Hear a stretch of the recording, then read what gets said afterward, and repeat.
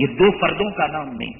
حضرت سے بھی حضرت جب تک سے دعوت و تبلیغ کا کام تھا، جب تک سے مدرسے کا کام تھا، جب تک سے مسجد میں رونق تھی. اس کا مطلب یہ ہے کہ تم ان کی پوجا کرنے والے تھے.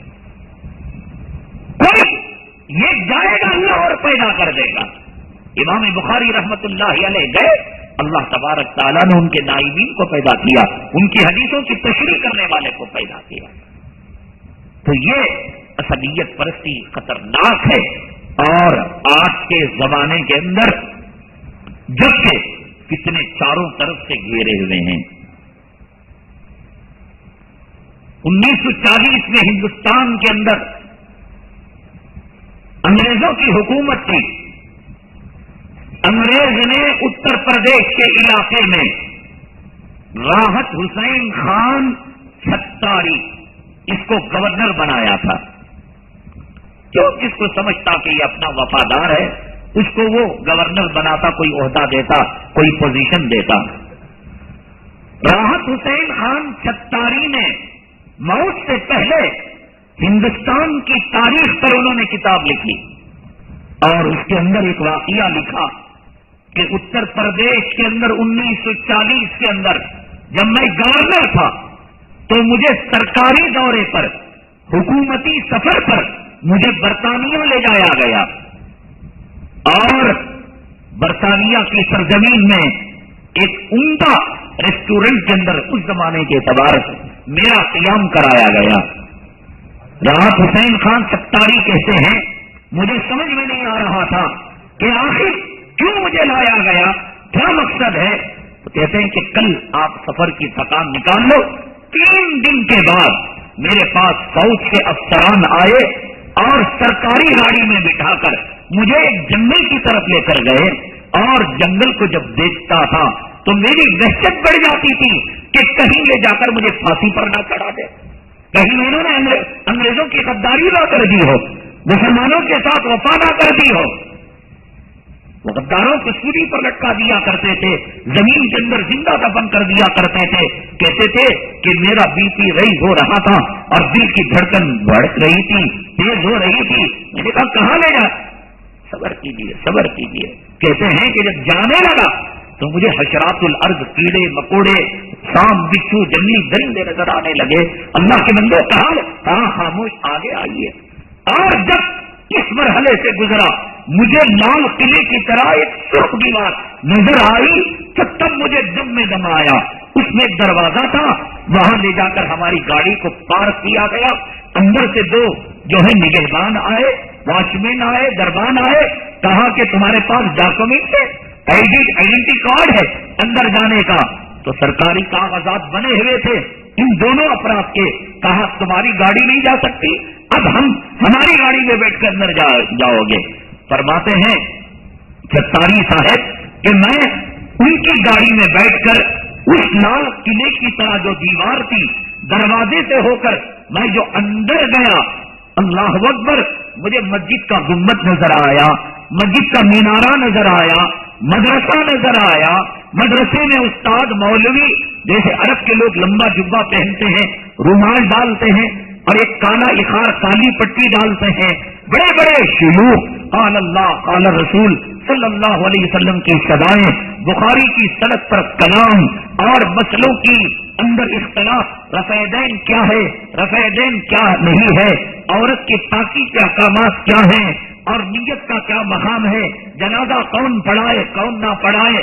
اللہ اکبر، میرے اوسان خطا ہو گئے. فرماتے ہیں مدرسہ اور وہ بھی یہاں. میں نے کچھ پوچھنا چاہا تو وہ جو نمائندہ مجھ کو لے کر جا رہا تھا رہبر، کہا کہ اس شرط پر آپ کو لایا گیا ہے یہاں زبان نہیں کھولو گے اور کسی سے کچھ سوال نہیں کرو گے.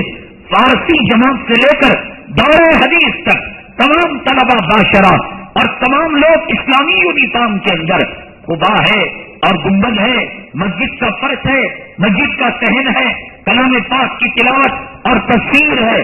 مجھے کچھ سمجھ میں نہیں آ رہا تھا. مدرسہ ہے، اتنا چھپا کر رکھنے کی کیا ضرورت، کہنے اور سننے کی اجازت نہیں تھی. میرا دورہ ختم ہوا.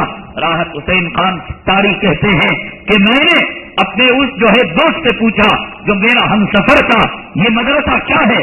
وہ کہنے لگے یہ یہودیوں عیسائیوں کا مدرسہ، یہ مسجد انہی کی مسجد ہے.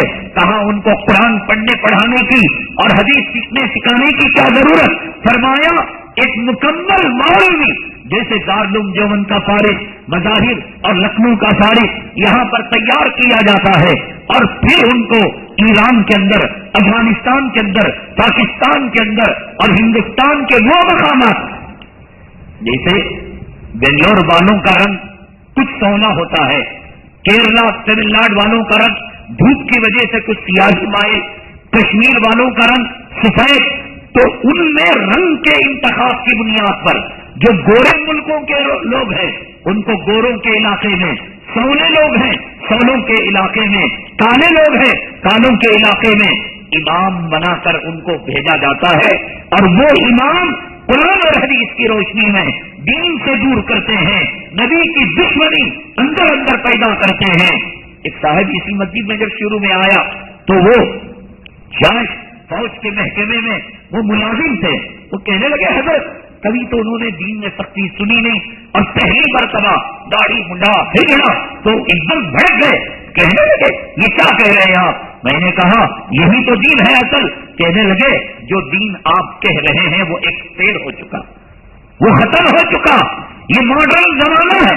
یہ ٹائی لگا کر داڑھی مڈا کر 2 سجدے مار لیے، رمضان کے 2-4 ملا میں کہہ رہا ہوں یہ سب انہی مدرسوں کے فارغین ہیں. خدا جانے ان مدرسوں کے فارغوں سے کتنے لوگوں نے نکاح پڑھایا، کتنی نمازیں خراب ہوئی.